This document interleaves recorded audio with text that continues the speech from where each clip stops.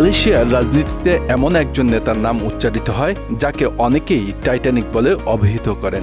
এই টাইটানিক উপাধি এসেছে তার প্রভাবশালী নেতৃত্ব, শক্তিশালী রাজনৈতিক কৌশল এবং অপরাজয় প্রতিপত্তির কারণে। তিনি হলেন ডক্টর মাহাথির মোহাম্মদ, যিনি আধুনিক মালয়েশিয়ার রূপকার হিসাবে পরিচিত। ডক্টর মাহাথির মোহাম্মদের জন্ম 1925 সালের 10 জুলাই মালয়েশিয়ার কেদাহ প্রদেশে।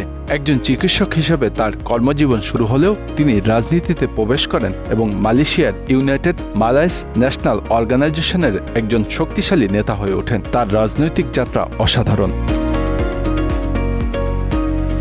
মাহাথির মোহাম্মদ 1981 সাল থেকে 2003 সাল পর্যন্ত টানা 22 বছর মালয়েশিয়ার প্রধানমন্ত্রীর দায়িত্ব পালন করেছেন, যা তাকে দেশটির ইতিহাসে সবচেয়ে দীর্ঘমেয়াদী প্রধানমন্ত্রী করে তোলে।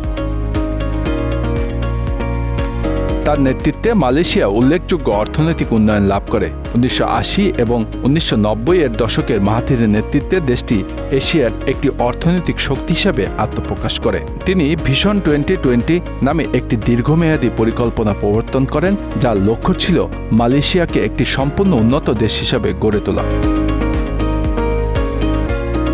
তবে মাহাথির মোহাম্মদের রাজনৈতিক জীবন শুধু সাফল্যে ভরা ছিল না, তার শাসনামল বিতর্কিত ছিল এবং তিনি কঠোর রাজনৈতিক সিদ্ধান্ত গ্রহণের জন্য সমালোচিত হয়েছেন। তার নেতৃত্বে সরকার কর্তৃত্ববাদী পদক্ষেপ নেয় এবং অনেক সময় বিরোধী দল এবং সমালোচকদের উপর কঠোর নিয়ন্ত্রণ আরোপ করা হয়। 2003 সালে মাহাথির মোহাম্মদ তার পদ থেকে অবসর নেন, কিন্তু তার রাজনৈতিক প্রভাব এখানেই শেষ হয়নি। অবসর নেওয়ার পরেও তিনি মালয়েশিয়ার রাজনীতিতে সক্রিয় থেকেছেন এবং বিভিন্ন সময়ে সরকারের সমালোচনা করেছেন। 2018 সালে অবসর থেকে আবারও রাজনীতিতে ফেরেন তিনি। তার উদ্দেশ্য ছিল তৎকালীন প্রধানমন্ত্রী নাজিব রাজাককে ক্ষমতাচ্যুত করা। নাজিবের বিরুদ্ধে রাষ্ট্রীয় তহবিল আত্মসাতের অভিযোগ ছিল। সাবেক বিরোধী দলীয় নেতা আনোয়ার ইব্রাহিমের সাথে জোট বেঁধে মাহাথির আবারও দেশটির ক্ষমতায় আসেন। ক্ষমতায় এসে নাজিবকে অর্থ পাচার ও ক্ষমতার অপব্যবহারের অভিযোগে দণ্ডিত করা হয় এবং তাকে কারাবাসেও পাঠানো হয়। তবে জোটের মধ্যে অন্তঃকোন্দল থাকার কারণে শেষ পর্যন্ত আর জোটবদ্ধ থাকতে পারেনি মিস্টার মাহাথির ও মিস্টার আনোয়ার। ফলশ্রুতিতে 2020 সালের ফেব্রুয়ারিতে ঘটনার টানাপোড়েনের জেরে ক্ষমতাসীন পাকাতান হারাপান জোটের পতন ঘটে এবং মিস্টার মাহাথির ক্ষমতা থেকে ছিটকে পড়েন। যাই হোক না কেন, দুইবারের প্রধানমন্ত্রী মালয়েশিয়ার রাজনীতিতে গুরুত্বপূর্ণ চরিত্র, যদিও তার শাসনামল বেশ জটিল।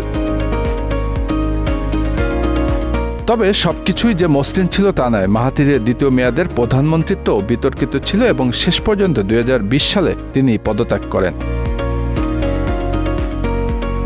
এর 2 বছর পর 2022 সালের 19 নভেম্বর সাধারণ নির্বাচনে মারাত্মকভাবে পতন হয় মাহাথির মোহাম্মদের। নির্বাচনে জয় তো দূরের কথা, তার নিজের এবং তার নতুন গঠিত দলের সবার জামানত পর্যন্ত বাতিল হয়েছে, কারণ তার আসনে যত ভোট পড়েছে তার 1/8 আদায় করতে পারেননি তিনি। এছাড়া তার দল কোনো আসনে জয়লাভ করেনি। এটি ছিল মাহাথির মোহাম্মদের 53 বছরের রাজনৈতিক ইতিহাসে প্রথম পরাজয়ের ঘটনা।